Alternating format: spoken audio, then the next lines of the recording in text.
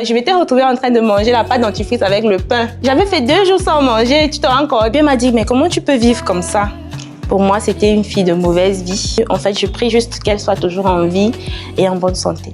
Il y a des amitiés qui changent une vie. Au jugement dernier, on sera surpris des gens qui iront au paradis. Est-ce qu'elle sait à quel point elle a changé ta vie ou tu ne lui as jamais vraiment dit? Non.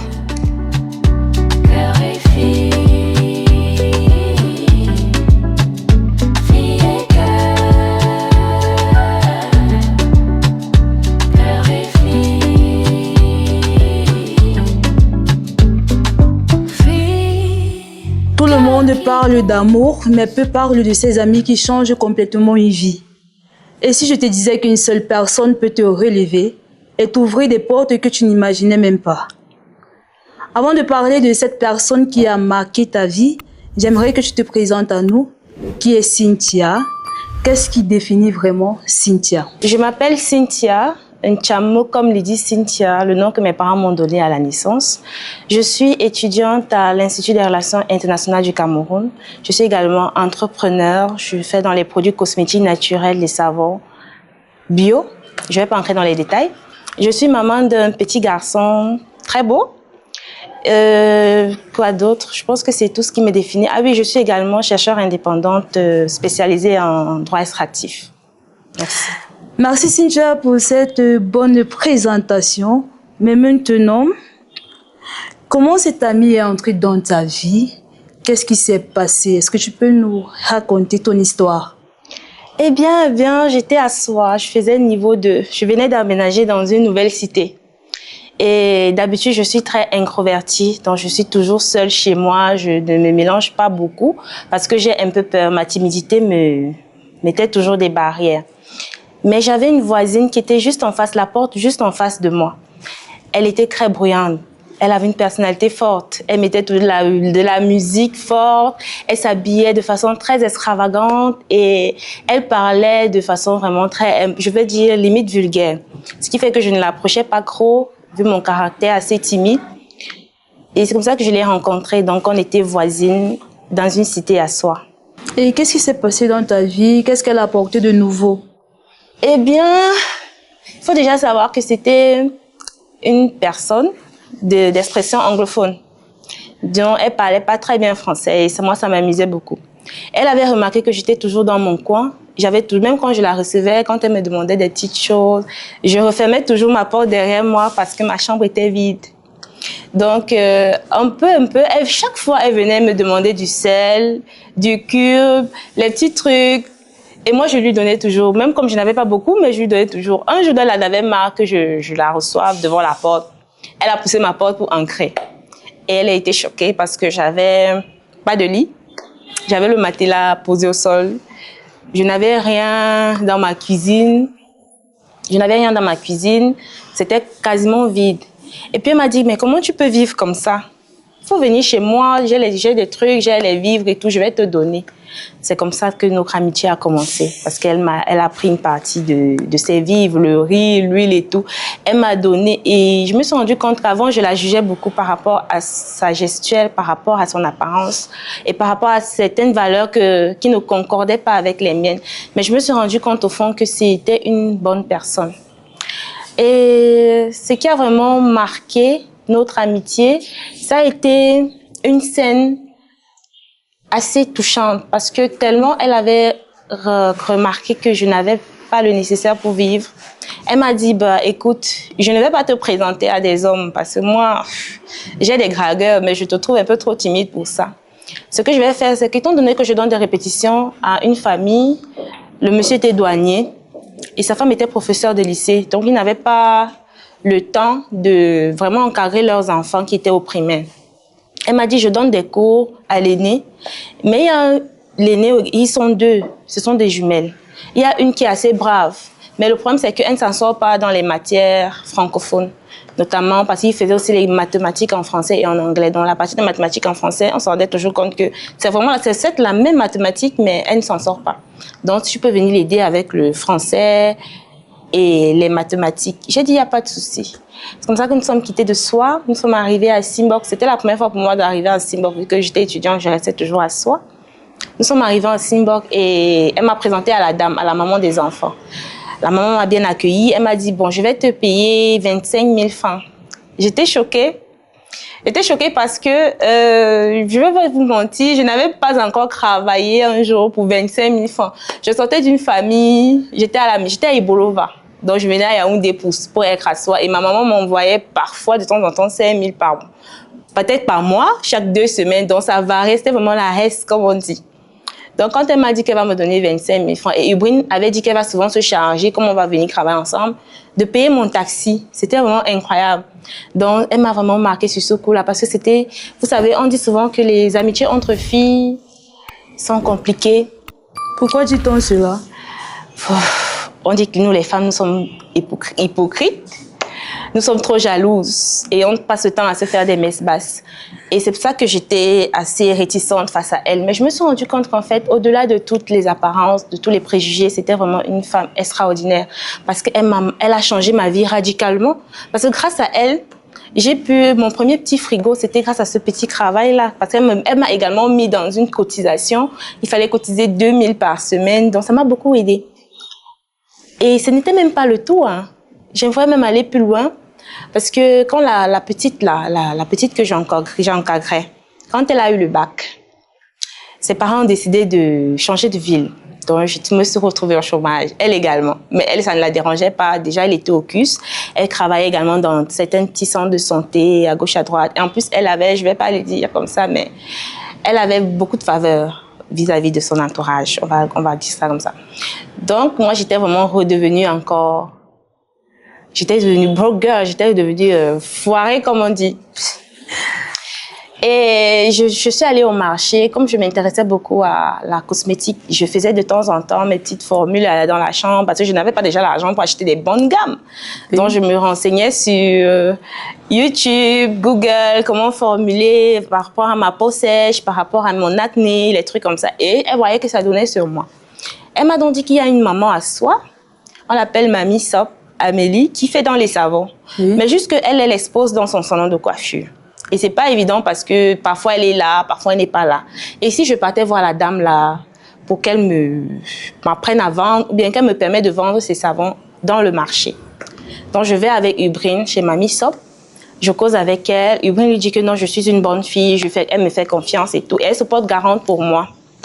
C'est comme ça que la dame me donne 20 savons ce jour-là. À l'époque, elle vendait ses savons à 1 000 francs l'unité. Donc, je prends ces savons, Ubrine et moi, qu'est-ce qu'on fait en tant que bonne petite bandite de soir? On se met à vendre les savons au marché à 2 000 francs. Et je ne vais pas le mentir, j'étais claire de peau. Je suis née claire de peau. C'était les savons de la dame ou bien c'était ces savons? C'était les savons de la dame. D'accord. La dame qui avait le salon de coiffure. Donc, quand les gens me voyaient, ils savaient que j'avais des taches, certaines taches et tout. Mais ils avaient confiance et je vais pas vous mentir, je suis une bonne communicatrice. Côté marketing, vraiment, je sais convaincre les gens pour acheter des choses. Donc, on a vendu tout le seau de 20 savons et on a retiré les 1 000 francs d'en haut. Nous sommes partis donner à la dame. Elle a encore retiré 7 500, elle nous a donné. Donc, en tout, vous voyez, on s'est fait beaucoup.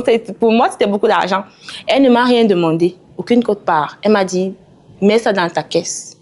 J'ai mis dans la caisse. Le lendemain, je suis repartie. J'ai fait ça comme ça pendant tout le reste de deuxième année licence à soi. Et donc, Ubrine m'a dit, tu sais, nous les anglophones, on n'aime pas stagner. Nous sommes des personnes de vision et j'aimerais que tu aies la vision. Donc, ce qu'on va faire, c'est que commence à réfléchir. Puisque tu as cette capacité de maîtriser les formules, tu fais les calculs et tout ça, les écrans et tout, tu maîtrises. Donc, va voir la dame et demande-lui qu'elle t'apprenne à faire les savons. Je m'en vais voir Mamie Sop, je lui explique ma situation et tout. Je manque même que, bon, je vais changer de ville. Mais comme je n'aurai pas assez d'argent pour souvent faire venir les marchandises dans la ville où je serai, est-ce que tu peux m'apprendre à faire les savons? Elle me dit que je sais que tu n'as pas l'argent. Mais ce que je vais faire, vu que tu es la copine de Ubrine, une amie à moi, ce que je vais faire, c'est que tu vas me vendre une certaine quantité. Donc, je te donne 1 an pour vendre, disons, jusqu'à 400 000 francs. Et si tu réussis à vendre jusqu'à 400 000 francs, je te forme gratuitement. J'ai dit à la dame, OK. Maintenant, en contrepartie, pour que tu ne Parce qu'elle me formait aussi gratuitement. Moi, je considérais qu'elle perdait. Moi, je vais t'apprendre à faire des laits de toilette parce qu'il faut que tu te diversifies. Ce qui fait que moi, je sais faire des laits de toilette. Je vais t'apprendre à les faire. Et toi, tu vas m'apprendre les savons le moment donné. On a été d'accord, c'était un marché conclu et tout. J'ai vendu même avant les 1 an parce que je vendais sur Facebook, je vendais dans les taxis, je prenais parfois un taxi à soi, j'arrivais à la poste, je proposais aux gens ou j'arrivais dans les bureaux, au ministère et tout. C'est vrai que j'ai quand même stoppé les lampes des ministères parce qu'à un moment donné, on me disait, est-ce que vous avez l'accréditation de la NOR? Est-ce que vous êtes légalisé et tout? Je savais pas, donc j'ai arrêté d'aller là-bas, mais je partais quand même dans les bureaux administratifs. Donc j'ai vendu avant le terme. C'est comme ça qu'elle m'a formée. Et c'est pour ça que jusqu'aujourd'hui, j'ai appris à faire des savons. Vous voyez à quel point la venue de cette fille-là dans ma vie a changé tout du tout autour. Elle m'a aidée émotionnellement, elle m'a aidée financièrement et même spirituellement parce que vu qu'elle était très ancrée dans la religion, parfois elle me tirait quand on va à la prière, donc vraiment... Elle a changé ma vie, je vais dire ça comme ça. Et je n'oublierai jamais cette fille. Je ne sais pas où elle est aujourd'hui. Parce que quand je suis quittée de soi, on s'est perdu de vue. On s'est perdu de vue et elle avait pour ambition de quitter le pays. Elle voulait aller faire une spécialisation après sa sortie du CUS. Elle voulait faire une spécialisation en Angleterre, en radiographie. Du coup, on s'est échangé, on s'est perdu de vue et c'est une des personnes sur cette terre que je ne vais jamais oublier et je lui serai infiniment reconnaissante. T'as pas cherché à la recontacter, même par les réseaux? Si, mais le problème avec cette fille, c'est qu'elle est tellement mystérieuse qu'elle n'a pas de compte Facebook, elle n'avait pas de compte TikTok, je sais pas si c'est toujours le cas. Et notre seul moyen de communication, c'était WhatsApp et les SMS. Donc quand j'ai perdu son numéro, j'ai reconduit la puce. Je n'ai pas pu avoir son numéro. Parce que quand on reconduit, il faut que la personne t'appelle pour que tu puisses réenregistrer son numéro. Donc, j'ai vraiment perdu son contact. Ça fait déjà, disons, 4 ans aujourd'hui que je ne sais pas dans quelle sphère de cette terre elle se trouve, ni ce qu'elle est devenue. En fait, je prie juste qu'elle soit toujours en vie et en bonne santé. D'accord, Cynthia. Est-ce que tu as déjà sauvé un moment précis, hormis les opportunités qu'elle a créées pour toi? Sauver, bah écoute, ça c'était me sauver. Je ne vois pas d'autres situations dans lesquelles elle aurait pu mieux me sauver que cette situation-là. Déjà, je suis une étudiante qui a faim. Petite parenthèse, je m'étais retrouvée en train de manger la pâte dentifrice avec le pain. Comment ça? Oui, j'avais fait 2 jours sans manger, tu te rends compte, j'ai regardé tout autour. Et moi, je suis pas une enfant qui appelle les parents quand ça ne va pas. Parce que je me dis, mes parents, à cette période-là, ils traversaient une période financière difficile. Donc, j'ai dit, bon, je vais pas les déranger. Déjà, il y a mes nièces, il y a mes petites sœurs, il y a mon petit frère, dont ils sont à la charge. Et ça ne va pas pour eux côté finance. C'est vrai que maintenant, ça va. Mais à l'époque, c'était pas ça. Donc, j'ai dit, j'ai pris ma pâte dentifrice Colgate. J'ai appuyé ça comme ça. J'ai acheté le pain de 100 francs à la boutique. J'ai chargé et j'ai mangé. Donc vraiment, elle m'a vraiment sauvée déjà de la malnutrition. De la galère. De la galère. C'est ça, je veux dire, elle m'a sauvé la vie. Je ne vois pas dans d'autres circonstances dans lesquelles elle pourrait me sauver mieux que ça. Est-ce que tu réalises aujourd'hui que sans elle, ta vie serait différente? Oui. Sans elle, ma vie aurait pris une toute autre tournure parce qu'elle m'a déjà montré ce que c'était d'abord le leadership féminin, la confiance en soi. J'étais pas quelqu'un qui avait confiance en moi. Moi, je me trouvais pas belle, je me trouvais pas intelligente, je me trouvais paresseuse. Je préférais passer toute une journée dans la chambre, à mourir de faim, à dormir, que de sortir. Mais elle m'a tenu la main, elle m'a montré comment on cherche l'argent. Et c'était tellement facile. Je suis quittée de rien à une petite stabilité financière. Et je viens de me rappeler, quand vous parlez de sauver la vie, c'est quand j'ai fini ma formation en cosmétique chez Mamie Sop, Ubrine, elle m'a dit, bon, écoute, j'ai eu un show là, je sors de Bastos, j'étais en rendez-vous et tout. J'ai eu un show qui m'a donné 200 000 francs. Prends 50 000, tu vas aller acheter les écrans, le matériel. Tu te rends compte à quel point c'était une personne incroyable. Je suis allée à Mokolo, j'ai acheté les écrans cosmétiques, j'ai acheté des moules, j'ai acheté le mixeur plongeant là pour formuler les savons et les laits. J'ai fait des étiquettes en Guayaquil. Donc, je me suis retrouvée avec un stock de 50 savons et de 10 bouteilles de lait et de gommage avec les 50 000 là. Et je vendais un savon à 2500. Donc, imagine, 50 fois 2500 fois 50. Pour moi, c'était énorme.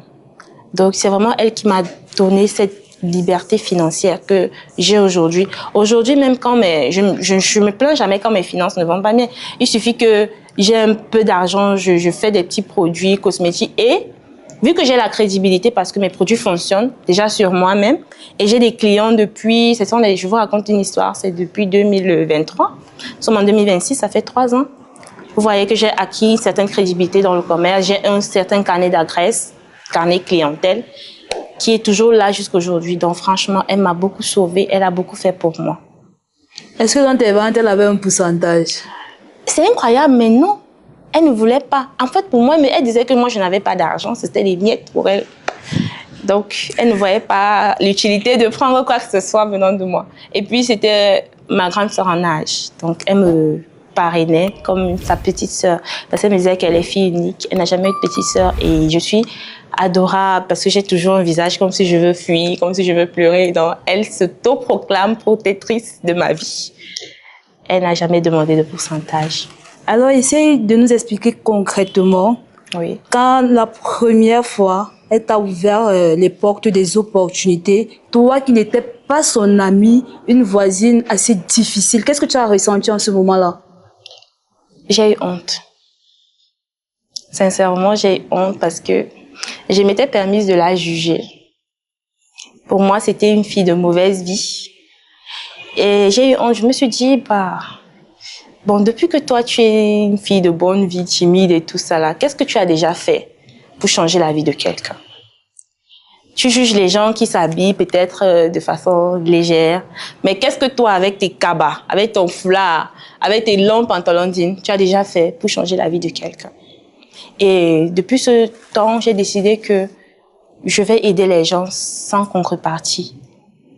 Je n'ai pas besoin que tu m'expliques. En fait, je n'ai pas besoin que tu m'expliques une situation. Quand je vois quelqu'un en difficulté, c'est comme ça jusqu'à aujourd'hui. Si je peux t'aider, je vais t'aider.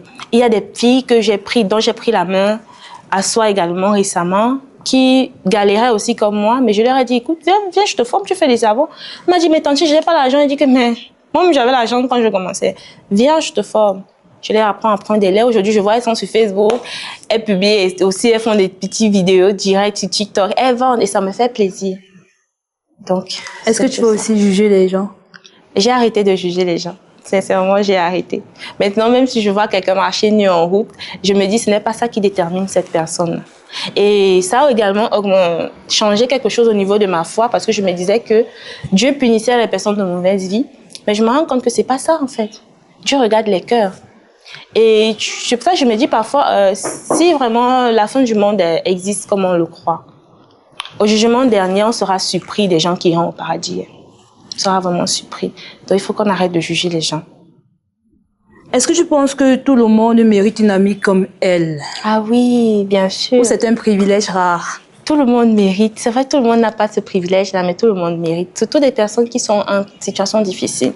Moi, je me dis, si je n'avais pas connu cette fille, je ne sais pas. Peut-être j'aurais déjà arrêté mes études.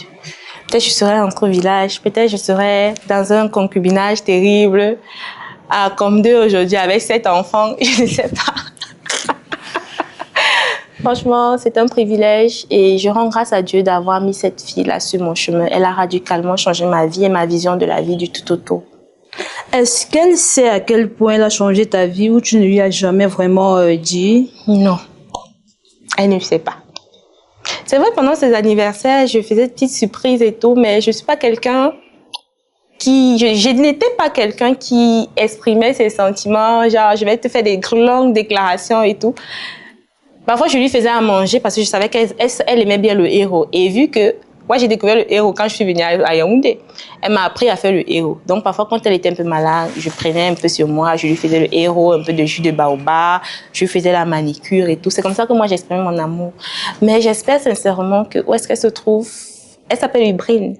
Elle s'appelle Ubrine. Où est-ce qu'elle se trouve? Elle va voir cette vidéo et elle va se reconnaître. D'accord. Aujourd'hui, tu dis qu'elle a disparu de ta vie. Oui.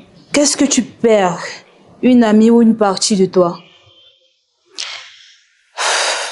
En fait, non, je perds rien. je perds rien parce que dans la vie, on ne perd pas.